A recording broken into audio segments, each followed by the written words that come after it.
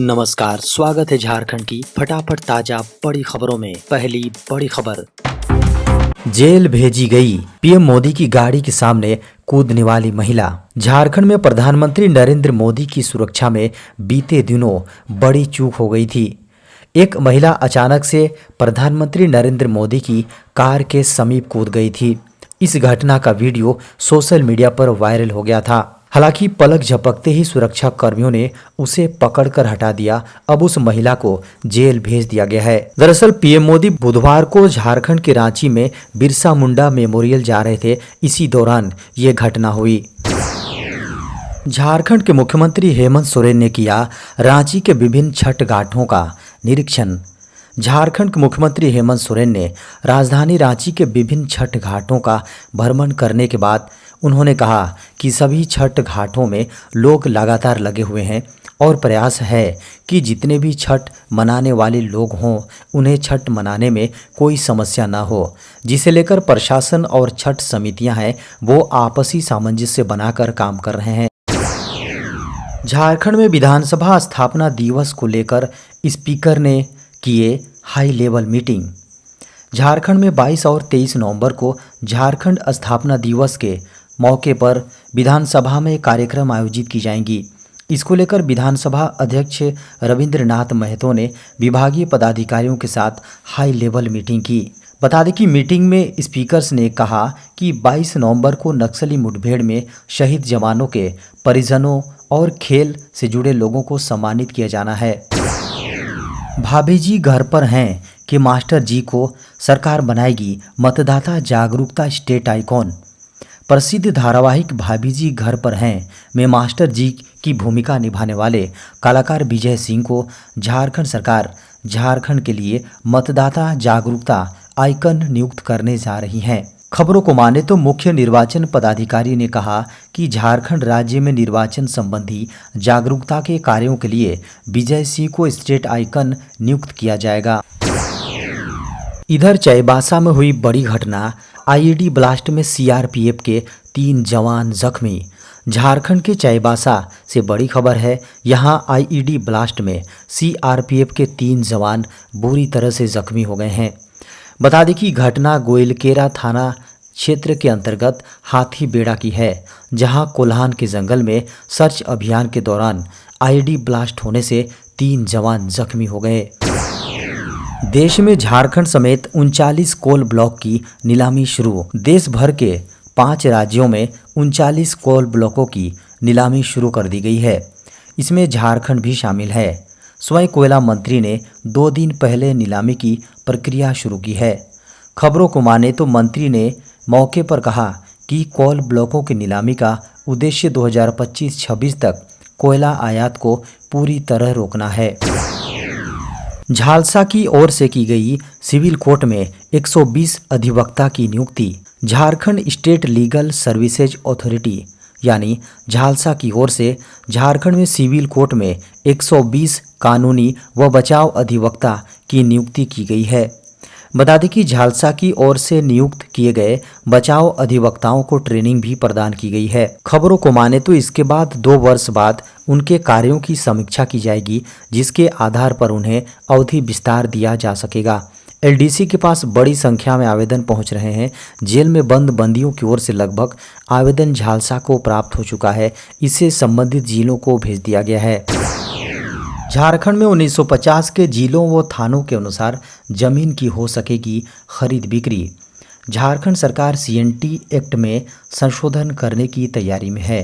CNT act में 26 जनवरी 1950 के समय राज्य के अंदर जो जिले और थाने थे उन्हीं को जिला और थाना मानते हुए धारा 46 के तहत जमीन की खरीद बिक्री की जाएगी।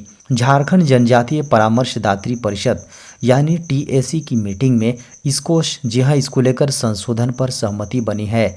झारखंड सरकार इस पर आगे विधि सम्मत कार्रवाई भी करेगी।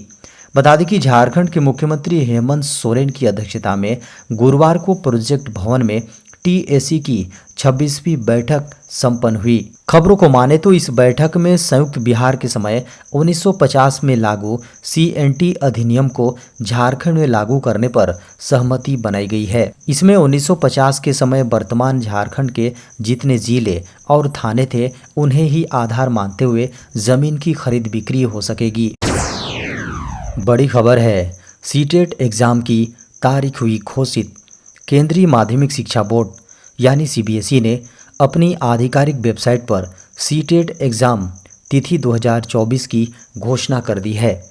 परीक्षा शेड्यूल के अनुसार सीटेट 2024 एग्ज़ाम 21 जनवरी 2024 को आयोजित की जाएंगी। यह KVS, NVS और अन्य जैसे केंद्रीय सरकारी स्कूलों में शिक्षण पदों के लिए उम्मीदवारों की पात्रता निर्धारित करने के लिए CBSE द्वारा प्रशासित एक राष्ट्रीय स्तर की एग्ज़ाम है। सीटेट एग्ज़ाम 2024 को जानना प्राथमिक शिक्षक, प्रशिक्षित स्नातक शिक्षक या स्नातकोत्तर शिक्षक बनने की दिशा में एक महत्वपूर्ण कदम है। बता दें कि सीटेट एग्ज़ाम तिथि जनवरी 2024 के साथ साथ अधिसूचना, ऑनलाइन फॉर्म और अन्य विवरण वेबसाइट पर देख सकते हैं। एक साल में मिलेगी मास्टर डिग्री, सब्जेक्ट बदलने का भी खुलेगा रास्ता। अगले साल यानी नेक्स्ट एकेडमिक सेशन में से एक साल की पोस्ट ग्रेजुएशन डिग्री की शुरुआत हो सकती है। ऐसा होने पर देश में पहली बार मास्टर डिग्री एक साल में दी जाएगी। UGC ने मसौदा तैयार कर लिया है और इसी सप्ताह ये राज्यों और यूनिवर्सिटीज़ को भेजा जाएगा। अगले साल यानी साल 2024 से छात्रों के पास एक साल या 2 साल के मास्टर डिग्री प्रोग्राम को ज्वाइन करने का ऑप्शन होगा। इतना ही नहीं, स्टूडेंट्स को ये सुविधा भी मिलेगी कि उन्होंने जिन विषयों से UG यानी अंडर ग्रेजुएट की डिग्री हासिल की है उसके अंतर विषय से वे PG यानी पोस्ट ग्रेजुएशन कर सकें। बता दें कि ये बदलाव राष्ट्रीय शिक्षा नीति यानी NEP 2020 पर आधारित है। इसको लेकर काउंसिल की मीटिंग 3 नवंबर को हुई थी। इसमें PG प्रोग्राम के लिए सिलेबस और क्रेडिट वर्क को मंजूरी दे दी गई है। गेहूं चावल की कीमतों पर लगाम लगाने के लिए सरकार की नई पहल। गेहूं और चावल की बढ़ती कीमतों से आम जनता बेहद परेशान है। सरकार ने इन कीमतों को नियंत्रित करने के लिए कई कदम उठाए हैं। सरकार ने खुले बाजार में खाद्यान्न उतारकर 2.84 लाख टन गेहूं और 5,830 टन चावल बेचा है। इसके अलावा 2.5 लाख टन गेहूं को भारत आटा ब्रांड के तहत आटे में तब्दील कर बेचने के लिए आवंटित किया गया है। गेहूं और चावल की कीमतें पिछले कुछ महीनों से बढ़ रही हैं, जिसके कारण से आम लोगों को परेशानी का सामना करना पड़ रहा है। सरकार ने इस समस्या को हल करने के लिए कुछ कदम उठाए हैं। सरकार ने बफर स्टॉक से 2.84 लाख टन गेहूं और 5,830 टन चावल बेचा है। यह बिक्री नीलामी के जरिए की गई है। इस बिक्री से बाजार में गेहूं और चावल की उपलब्धता बढ़ेगी और कीमतें कम हो सकती हैं। गूगल मैप्स में आया जबरदस्त फीचर, अब नहीं कटेगा ओवर स्पीड का चालान। ट्रैफिक देखने, नज़दीकी पेट्रोल पंप, रेस्टोरेंट आदि जगहों को ढूंढने के लिए भी गूगल मैप का यूज किया जाता है। लेकिन हाल ही में कंपनी ने इसमें एक और शानदार फीचर जोड़ दिया है जो आपका ओवर स्पीड का चालान होने से भी बचा सकता है। जी हाँ, कंपनी ने रियल टाइम स्पीड लिमिट नाम से एक धांसू फीचर रोल आउट कर दिया है। रोड सेफ्टी को बढ़ावा देने और स्पीड लिमिट का पालन करने में ड्राइवरों की मदद करने के लिए गूगल मैप्स ने इस फीचर को पेश किया है। इसके जरिए अब आपको विश्व स्तर पर सड़कों की रियल टाइम स्पीड लिमिट की जानकारी मिलेगी। इस अपडेट का उद्देश्य ड्राइवरों को स्पीड और अन्य संबंधित जानकारी देना है। प्रधानमंत्री नरेंद्र मोदी ने डीप फेक को बताया बड़ी चिंता का विषय। प्रधानमंत्री नरेंद्र मोदी ने शुक्रवार को आर्टिफिशियल इंटेलिजेंस यानी AI के गलत इस्तेमाल को लेकर चिंता जताई। उन्होंने खासतौर पर AI के जरिए डीप फेक तैयार करने को लेकर चिंता व्यक्त की और कहा कि मीडिया को इस संकट को लेकर लोगों को आगाह करना। भाजपा के दिवाली मिलन कार्यक्रम में पत्रकारों को संबोधित करते हुए प्रधानमंत्री ने कहा कि वे भारत को विकसित करने बनाने की आकांक्षा रखते हैं और वे यह सिर्फ कह रही नहीं बल्कि ज़मीन पर उतार कर दिखाना चाहते हैं। उन्होंने ये भी कहा कि उनके वोकल फॉर लोकल के आह्वान को लोगों का समर्थन मिला है। पीएम मोदी ने कहा कि कोरोना वायरस महामारी के दौरान भारत की उपलब्धियों ने लोगों में आत्मविश्वास पैदा किया है और अब हमारा देश रुकने वाला नहीं है। उन्होंने कहा कि छठ पूजा अब राष्ट्रीय पर्व बन चुका है और यह हमारे लिए बेहद खुशी की बात है।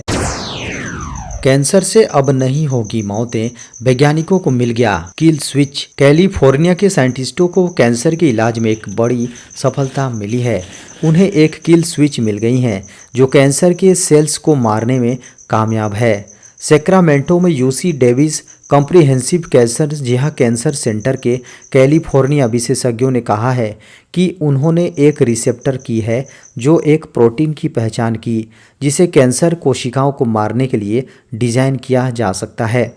यह CD95 रिसेप्टर्स हैं जिन्हें FAS भी कहा जाता है। यह डेथ रिसेप्टर्स कहलाते हैं। ये प्रोटीन रिसेप्टर्स कोशिका झिल्ली पर रहते हैं। जब कैंसर के सेल्स एक्टिव होकर संकेत छोड़ते हैं तो यह रिसेप्टर्स उन्हें मारते हैं। यह रिसेप्टर्स के कांटेक्ट में आकर वह खुद मर जाते हैं। शोधकर्ताओं ने इसे CAR-T सेल थेरेपी नाम दिया है, जिसमें मरीज के ब्लड से टी कोशिकाओं को इकट्ठा करके लैब में इंसान के जीन में डालेंगे, जिसके बाद शरीर में काइमेरिक एंटीजन रिसेप्टर्स यानी CAR नामक रिसेप्टर्स बनकर तैयार होता है। उसके बाद फिर इन सेल्स को मरीज के शरीर के ब्लड सर्कुलेशन में वापस डाल दिया जाता है।